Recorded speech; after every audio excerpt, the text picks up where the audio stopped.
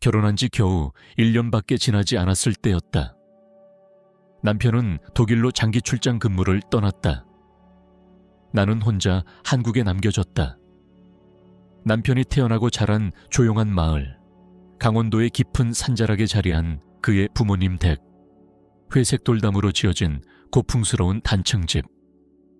나무 덧문이 달린 창에는 제라늄 화분이 놓여 있었고, 오래된 괴종시계는 고집스러운 정확함으로 매 시간을 알렸다. 그 집에서 나는 남편의 아버지 최성우 씨와 함께 살았다. 60을 조금 넘긴 나이였지만 그는 늘 고든 자세로 어깨가 넓고 매사에 빈틈없는 사람이었다. 9세대의 신사라는 표현이 어울리는 남자였다. 다림질된 셔츠를 입고 주머니에는 손수건을 지녔으며 지팡이를 짚고 걸었지만 그것은 필요보다는 습관처럼 보였다. 그의 목소리는 낮고 침착했으며 큰 소리를 내지 않아도 자연스럽게 사람을 존중하게 만들었다. 처음엔 솔직히 불편했다. 나이 많은 남성과 한 집에 산다는 건 쉽지 않았다. 침묵이 길었고 무슨 말을 해야 할지 몰랐다. 말 한마디, 행동 하나까지 조심스러웠다. 말없이 밥상을 차렸고 접시를 내릴 때도 숨을 죽였다. 하지만 시간이 흐르면서 그 침묵은 다른 결을 갖기 시작했다. 긴장된 정적이 아니라 부드러운 침묵으로 바뀌었다. 마치 집 안가구와 벽에 걸린 그림, 아침마다 퍼지는 계피향, 커피 냄새가 대신 말을 거는 것 같았다. 그는 다정했고 세심했으며 농담인지 아닌지 모를 정도로 유머 감각이 미묘했다. 웃는 것도 조용했다. 작고 마른 웃음소리, 기쁨조차 방해하지 않으려는 듯한 웃음. 나는 아침마다 앞 단추가 달린 옅은 린넨 원피스를 입고 허리에 가느다란 벨트를 맸다. 머리는 낮게 묶어 뒤로 틀어 올렸고 발에는 조용한 플랫 슈즈를 신었다. 그는 부엌 식탁에 앉아 뜨거운 머그잔을 두 손으로 감싼 채 나를 바라보곤 했다. 말은 하지 않았지만 그 시선만으로 대화를 나누는 듯 했다. 가끔은 물건이 어디 있는지 알려주기도 했고, 어떤 날은 말없이 내 움직임을 지켜보았다. 배 위에는 늘 뜨거운 찜질팩이 얹혀 있었고, 그의 눈빛은 마치 너무 많은 것을 겪은 사람처럼 깊고 고요했다. 유진 씨, 어느 날 그가 설거지를 하는 나에게 말했다. 어제처럼 오늘도 도와줄 수 있을까요? 무슨 뜻인지 알고 있었다. 최근 3주 동안 나는 그의 혈당 체크와 인슐린 주사를 도와주고 있었다. 그는 제2형 당뇨를 앓고 있었고 주치의는 식전, 식후, 자기 전까지 많게는 하루 15번까지 혈당을 재도록 권고했다. 처음 그가 도움을 요청했을 땐 주저했다. 말을 꺼내기 전부터 미안하다고 사과했을 만큼 자존심이 병보다 더 무겁게 느껴지는 듯했다. 하지만 시간이 지나면서 우리 사이에는 조용한 리듬이 생겨났다. 당뇨 측정기를 꺼내 손가락을 소독하고 바늘로 찔러 혈액을 뽑았다. 그 순간마다 그는 눈을 감았고 나도 함께 감았다. 짧고 작은 순간이었지만 그 속에는 말로 표현할 수 없는 친밀함이 있었다. 단순한 간병을 넘어선 신뢰의 행위, 조용히 나누는 항복 같았다. 그날 아침 그의 손끝을 찌를 때 느꼈다. 평소보다 몇 초 더 오래 그의 손이 내 손 안에 머물렀다. 아주 잠깐, 거의 느껴지지 않을 정도로. 하지만 그 따뜻함은 내 안에서 작은 불꽃이 되었다. 나는 모른 척했지만 느꼈다. 그리고 그는 내가 느꼈다는 걸 알았다. 그날 저녁 그는 다시 나를 불렀다. 유진 씨, 저녁 전에 한 번 더 확인해 줄 수 있을까요? 고개를 끄덕였다. 거실에 들어서자 그는 평소처럼 안락의자에 앉아 있었고 무릎 위에는 가지런히 접힌 담요가 놓여 있었다. 나는 무릎을 꿇고 그의 손에 닿기 쉬운 자세를 취했다. 그의 손은 따뜻하고 마른 감촉이었고 피부는 얇아 혈관이 선명히 보였다. 그는 나를 바라보고 있었다. 내 얼굴, 얇은 잠옷끈, 쇄골의 선을 따라 시선이 천천히 움직였다. 천사 같아요. 유진 씨, 그가 속삭였다. 당신 없었으면 어떻게 됐을지. 나는 눈을 돌렸다. 불편했지만 불쾌하진 않았다. 도와드릴 수 있어서 기뻐요, 아버님. 조용히 말했다. 그는 아무 말 없이 깊은 한숨을 내쉬었다. 마치 오래 품고 있던 것을 놓는 사람처럼. 나는 측정기를 천천히 닫아 가방에 넣었다. 하지만 방 안의 공기는 달라져 있었다. 설명할 수 없는 무게가 생겼다. 마치 폭풍 전의 고요함, 이름 붙일 수 없는 긴장이 살아 숨 쉬는 것 같았다. 다음 날 아침도 전날과 똑같았다. 아침 식사, 부딪히는 숟가락 소리, 그리고 그 시선. 하지만 그 눈빛 속엔 더 이상 부성애적인 온기만이 있지 않았다. 그 안에는 뭔가 미묘한 불빛이 일렁이고 있었다. 음란하지도 외설적이지도 않았다. 다만 인간적인 감정이었다. 그래서 더 무시하기 어려웠다. 그는 점점 더 자주 나를 불렀다. 혈당 체크 시간 외에도. 때로는 내가 이미 잠옷으로 갈아입고 소파에서 책을 읽고 있을 때, 해질 무렵에. 때로는 자정 무렵, 내가 이미 잠들었을 법한 시간에. 유진 씨, 혹시 도와줄 수 있을까요? 복도에서 들려오는 그의 목소리는 낮고 갈라졌으며 한마디 한마디가 그 스스로에게도 무거워 보였다. 나는 아무 말 없이 일어났다. 솔직히 피곤할 때도 많았지만 거절할 수 없었다. 그는 결코 당연하다는 듯이 요구하지 않았고 그의 부드러움은 내 마음 어딘가를 건드렸다. 어쩌면 그때쯤부터였을지도 모른다. 그 돌봄 속에서 낯선 동행감을 느끼기 시작한 것은 그는 내게 칭찬을 건네기 시작했다. 처음엔 수줍게, 마치 그 말들이 그 자신을 놀라게 하는 것처럼. 손이 참 부드럽네요. 누군가를 돌보기 위해 태어난 손 같아요. 당신 목소리를 들으면 마음이 평온해져요. 마치 모든 게 괜찮아지는 세상에서 온 것처럼. 그런 말들에 나는 종종 대답을 잃었다. 어떻게 반응해야 할지 몰랐지만 동시에 내 존재가 보이고 있다는 느낌을 받았다. 남편의 아내가 아닌, 누군가의 며느리가 아닌 한 사람의 여자로서. 거울 앞에 서 있는 시간이 점점 길어졌다. 옷을 고를 때도 더 신중해졌다. 노출은 없었다. 하지만 허리를 살짝 감싸는 원피스, 살짝 드러난 목선, 몸에 가볍게 밀착되는 스타킹. 누구를 위해서? 왜 그랬을까? 모른 척했지만 알고 있었다. 그리고 더 이상 그가 나를 보고 있지 않다고는 말할 수 없었다. 어느 아침 샤워를 마치고 욕실에서 나왔을 때 그가 문턱에 서 있었다. 복도장에서 책을 꺼내러 왔다고 했지만 그의 시선은 젖은 내 목덜미, 어깨 밑에 걸친 흰 수건 위에 잠시 머물렀다. 미안합니다. 그는 시선을 급히 내리깔며 말했다. 옷을 아직 안 입은 줄 몰랐어요. 괜찮아요. 나는 미소 지으며 대답했다. 일부러 그런 거 아니라는 거 알아요. 정말 그랬다. 나도 알고 있었다. 하지만 동시에 그 순간 돌이킬 수 없는 선이 넘어졌다는 것도 느꼈다. 그날 이후 그는 점점 더 조심스럽고 사색적인 태도를 보였다. 자신이 느끼는 감정이 무엇인지, 내가 어떻게 느끼고 있는지 혼란스러워하는 것 같았다. 익숙해진 혈당 체크조차 이제는 다른 침묵을 동반했다. 묵직하고 무거운 공기. 어느 밤 그의 손가락을 소독하고 있을 때 그가 조용히 말했다. 오늘 밤은 검사 안 해도 될까요? 왜요? 필요한데요. 나는 진심으로 궁금해서 물었다. 그냥 당신 좀 쉬게 해주고 싶어서요. 눈이 많이 피곤해 보여요. 그의 말이 맞았다. 나는 피곤했다.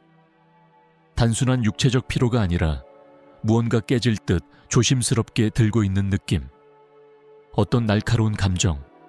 어쩌면 그는 더 이상 내가 자신을 만지는 걸 원하지 않는 걸까? 아니면 내가 그걸 원하기 시작했다는 걸 느낀 걸까?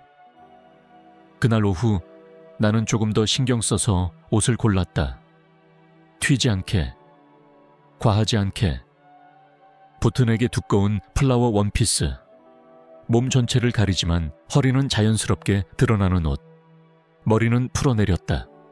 그가 언젠가 긴 머리가 좋다고 무심코 말한 적이 있었다. 혈당기를 건네주자 그는 내 손목을 바라보며 잠시 눈길을 멈췄다. 오늘 정말 예쁘네요, 유진 씨. 감사합니다. 너무 빠르게 대답했다. 마치 입에서 불이 튀는 듯이 항상처럼 그의 옆에 앉았다. 하지만 이번엔 그의 손이 내 허리로 부드럽게 다가왔다. 몸을 안정시키기 위해서라고 했다. 하지만 손가락이 살짝 움직였다. 외설적이지 않았다. 오히려 조심스럽고 따뜻한 동작. 숨을 내쉬듯 살짝 다가왔다가 다시 멈추는 듯한 느낌. 나는 움직이지 않았다. 가슴이 두근거렸다. 혈당기는 삐소리를 냈고 수치는 정상이었다. 하지만 나는 아니었다. 그날 밤 잠을 이룰 수 없었다. 침대 위에서 뒤척이며 그의 손길, 눈빛, 목소리의 떨림을 되새겼다. 이건 뭘까? 모두 내 착각일까? 내가 부추기고 있는 걸까? 아니면 내가 원하고 있는 걸까? 질문들이 끝없이 밀려왔다. 나는 지금 도덕성과 욕망, 책임과 살결 사이에 아슬아슬하게 서 있는 느낌이었다. 그리고 다음 날 택배가 도착했다. 안에는 남편의 쪽지가 들어있었다. 유진 너에게, 내 여신. 그리고 붉은 레이스 란제리 한 세트. 섬세하고 값비싸 보이는 속옷. 이런 건 우연히 입는 게 아니다. 조용한 집안 평일 낮에 걸치기엔 어울리지 않는 그것. 소름이 돋았다. 속옷은 접어서 옷장 깊숙이 넣었다. 하지만 머릿속에서는 사라지지 않았다. 흰 식탁보에 번진 진한 포도주 자국처럼 그 이미지는 마음속에 고스란히 남아있었다. 그리고 그날 밤 나는 혼자 있을 때 결국 참지 못했다. 로브 안에 그것을 입었다. 누구를 위해서가 아니었다. 나 자신을 위해서라고 스스로에게 말했다. 내가 여전히 여자라는 걸, 여전히 누군가에게 욕망의 대상이 될 수 있다는 걸 기억하고 싶었다. 나는 천천히 거실 쪽 복도를 걸었다. 그가 혈당 검사를 요청했기 때문이다. 발걸음 하나하나가 심장의 박동처럼 쿵쿵 울렸다. 그는 평소처럼 단정한 잠옷을 입고 있었다. 머리는 빗질되어 있었고 지쳐 보였지만 특유의 품위는 잃지 않았다. 나는 커피 테이블 위에 측정기를 꺼내기 위해 무릎을 꿇었다. 그 순간 로브가 살짝 벌어졌다. 그리고 나는 느꼈다. 그의 눈빛이 아주 잠깐 의도치 않게 아래로 떨어졌다가 마치 데인 사람처럼 재빨리 다른 곳으로 향했다. 내 안에서 무언가 떨렸다. 유진 씨, 그의 목소리가 뻣뻣하게 들렸다. 지금 당신에게 나가달라고 하면 나갈 건가요? 나는 그를 바라보았다. 그리고 조용히 속삭였다. 전 여기에 있고 싶어요. 괜찮으시다면. 그는 당장 대답하지 않았다. 목을 꿀꺽 삼켰다. 그리고 조심스레 손을 뻗어 내 어깨에 살짝 닿았다. 그것은 소유의 손길이 아니었다. 떨리는 손끝, 공기 속에 멈춘 듯한 부드러운 스침이었다. 그럴 자격은 없지만 그가 말했다. 나는 눈이 멀지는 않았어요. 나는 내 손으로 그의 손을 덮었다. 그게 전부였다. 하나의 손길, 공유된 숨결, 말도 없었고 추잡함도 없었다. 하지만 그날 밤 이후 모든 것이 바뀌었다. 그 후로 겉으로 보기엔 아무것도 변하지 않은 듯했다.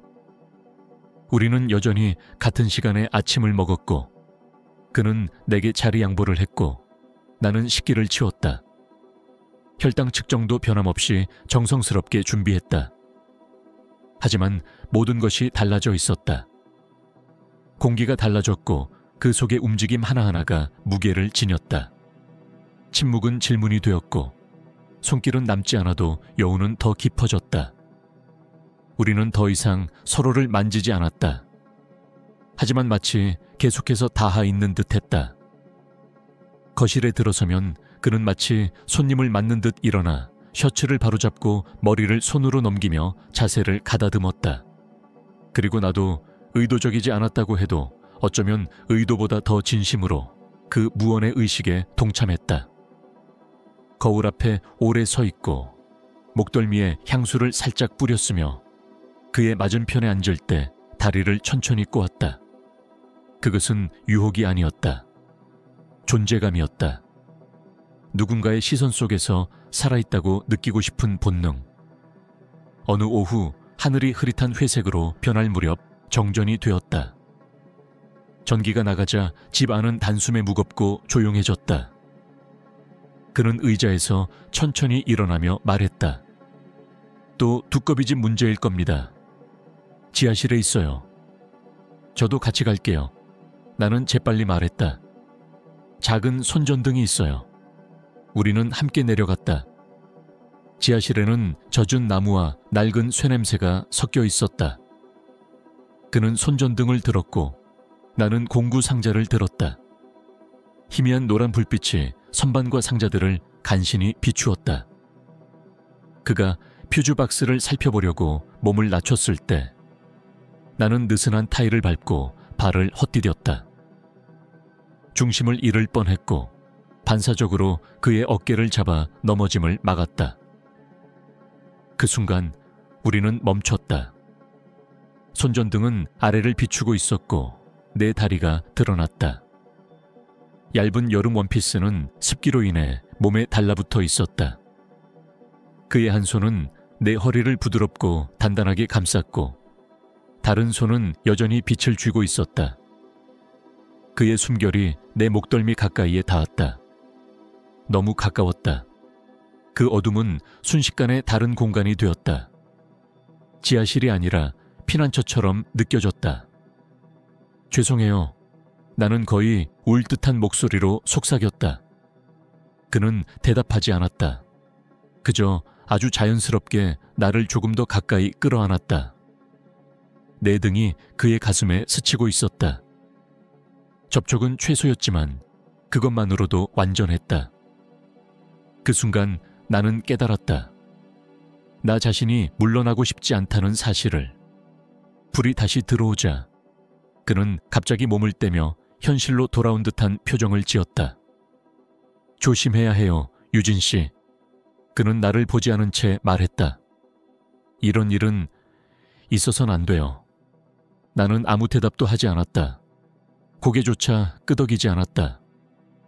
내 방으로 돌아와 침대 가장자리에 앉았을 때 나는 그의 로브가 문고리에 걸려있는 것을 보았다. 조용히 다가가 그것을 손에 쥐었다. 담배 냄새와 박하, 그리고 그가 늘 쓰던 삼나무 비누 향이 어우러진 익숙한 향기가 났다. 나는 그것을 끌어안고 눈을 감았다. 가슴에 꼭 안은 채로. 이상하게 아프고 조용한 그리움이 내 몸을 감쌌다. 욕망도 열정도 아니었다. 그것은 필요였다. 말없이 공유된 친밀감. 마치 그의 부재조차도 나를 어루만지는 것처럼. 밤은 일찍 찾아왔다. 식당의 괴종시계가 10시를 알렸다. 나는 여전히 그 로브를 안은 채 누워있었다. 그 향기 속에, 그의 천이 아직 남아있을 것 같은 따스함 속에. 다음 날 아침 그는 방에서 나오기까지 시간이 오래 걸렸다. 마침내 모습을 드러냈을 때 그는 면도까지 깔끔하게 마치고 새 셔츠에 조끼까지 입고 있었다. 그리고 내가 한 번도 맡아본 적 없는 향수, 은은하고 남성적이며 세련된 향기를 풍기고 있었다. 놀라움이 일었다. 오늘은 좀 어떠세요? 나는 최대한 아무렇지 않게 물었다. 조금 나아요. 그가 대답했다. 다만 이제 당신을 어떻게 바라봐야 할지 모르겠네요. 보는 것보다 나는 생각 없이 말했다. 느끼는 게 더 중요하잖아요. 그는 멈춰 섰다. 그리고 한 걸음 다가왔다. 아무 말도 하지 않았다. 그 침묵은 어떤 말로도 채울 수 없는 종류의 것이었다. 안에서부터 떨리는 침묵. 유진, 그가 나직하게 말했다. 시선을 들어 나를 바라보았다. 그리고 나도 그를 똑바로 바라보았다. 두려움 없이. 난 당신을 절대 건드리지 않을 겁니다. 그의 목소리는 낮고 단호했다. 설령 매일 밤 당신을 꿈꾼다 해도. 나는 고개를 끄덕였다. 그리고 알았다. 그는 이미 나를 건드린 적이 있었다. 손이 아닌 그보다 훨씬 더 깊은 곳을. 그날 저녁 나는 방으로 곧장 가지 않았다. 희미한 불빛이 비치는 복도를 맨발로 걸었다. 로브는 허리에서 느슨하게 묶여 있었고 집 안의 공기는 이전과는 전혀 달랐다. 무거운 정지된 공기. 모든 것이 숨을 죽이고 있는 것 같았다. 그는 거실에 있었다. 테이블 옆 스탠드의 노란 조명이 그의 옆 얼굴을 은은하게 비추고 있었다. 책을 읽지도 않았고 TV도 켜지 않았다. 그저 앉아 있었을 뿐. 언제나처럼 단정하게. 하지만 그의 몸은 너무나 고요했고 그 속에서 무언가가 풀려가고 있는 듯했다. 내가 방에 들어서자 그는 나를 바라보았다. 놀라지도 않았고 미안해 하지도 않았다. 그저 준비된 듯한 눈빛이었다. 그리고 나도 그랬다. 우리는 아무 말도 하지 않았다. 필요하지 않았다. 나는 천천히 그에게 다가갔다. 심장은 뛰고 있었고 손은 살짝 떨리고 있었다. 그는 가만히 앉아 있었고 나는 그 옆에 조심스럽게 앉았다. 너무 가까이도 너무 멀지도 않게 그의 숨결이 느껴질 정도의 거리. 잠이 안 와서요. 나는 속삭였다. 그는 고개를 돌려 나를 바라보았다. 늘 절제되어 있던 그 눈빛에 이젠 무언가가 담겨 있었다. 말할 수 없는 너무 여린 감정. 저도요. 그가 대답했다. 잠시 침묵. 그리고 그는 손을 뻗었다. 탐욕도 지배도 없이 조심스럽고 느리게 매 순간 허락을 구하듯 다가왔다. 그는 내 손을 잡아 자신의 가슴에 올려놓았다. 그의 심장이 뛰고 있었다. 빠르고 깊고 살아있는 고동. 나는 눈을 감았다. 부끄러워서가 아니라 더 깊이 느끼고 싶어서. 그의 다른 손이 내 얼굴에 닿았다. 뺨 가까이 손가락 하나가 머물렀다. 움직이지 않고 조용히 마치 추억을 쓰다듬듯. 유진, 그가 속삭였다. 그리고 그는 나를 키스했다. 열정적이지도 조급하지도 않았다. 조용하고 명확한 키스였다. 나는 너무 오랫동안 아무것도 느끼지 못하고 살았어요. 그렇게 말하는 키스. 나는 피하지 않았다. 그에게 몸을 맡겼다. 그날 밤 우리는 따로 잠들지 않았다. 가면 쓰지 않았다. 사과하지도 않았다. 그는 천천히 조심스럽게 내 옷을 벗겼다. 종이처럼 찢어질까 조심하듯. 그리고 나는 그를 허락했다. 의무도 보상도 아닌 이유로. 나라는 존재를 봐주는 사람의 품에 안기고 싶었기에. 우리는 급하지 않았다. 두려움도 없었다. 역할도 책임도 없었다. 단지 두 개의 몸과 두 개의 영혼이 따뜻함이 어떤 감각이었는지 기억하려 애쓰고 있었다. 그의 손은 젊지 않았다. 하지만 흔들림은 없었다. 그의 입술은 굶주리지 않았다. 하지만 진실했다. 나는 눈물을 흘렸다. 조금. 슬퍼서가 아니었다. 오히려 더 이상 거짓말하지 않아도 되었기 때문에. 이것은 배신도 광기도 아니었다. 그저 진실이었다. 가장 벌거벗은 형태의 진실. 그날 밤 그는 내 어깨에 머리를 기대고 잠들었다. 나는 오랫동안 깨어 있었다. 천장 위 그림자가 움직이는 것을 바라보며 그의 팔이 내 허리를 감싸고 있는 무게를 느끼며, 그리고 확신했다. 돌아갈 수는 없다는 걸. 예전의 나로도, 침묵 속으로도, 기다림 속으로도. 다음 날 아침 주전자의 끓는 소리에 잠에서 깼다. 그는 언제나처럼 부엌에 있었다. 셔츠 단추는 깔끔히 채워졌고 소매는 말려 있었으며 차를 준비하고 있었다. 아무 말도 없었다. 하지만 내가 부엌에 들어섰을 때 그의 시선이 나를 바라보는 방식은 달라져 있었다. 그는 웃지도 말하지도 않았다. 그저 바라보았다. 더 이상 스스로에게 거짓말하지 않는 눈으로. 나는 그의 맞은편에 앉았다. 그는 내게 차를 따라 주었다. 조심스럽고 부드럽게. 마치 그것이 신성한 의식인 것처럼. 그 순간 세상은 멈춘 듯했다. 완벽하지도 공정하지도 않았지만 진실이었다. 나는 누군가의 손길을 느꼈다. 피부를 넘어 영혼까지. 전화벨이 울렸다. 나는 울리는 소리를 한참 동안 들으며 가만히 앉아 있었다. 마침내 수화기를 들었을 때 남편이었다. 그는 밝은 목소리로 말했다. 며칠 후면 귀국할 거라고. 나는 미소 지으며 말했다. 저도 보고 싶어요. 전화를 끊고 난 후 나는 부엌 너머를 바라보았다. 리처드 씨는 조용히 아침 과일을 자르고 있었다. 그때 깨달았다. 남편이 돌아올 때 마주할 여자는 그가 떠났던 그 여자가 아니라는 것을.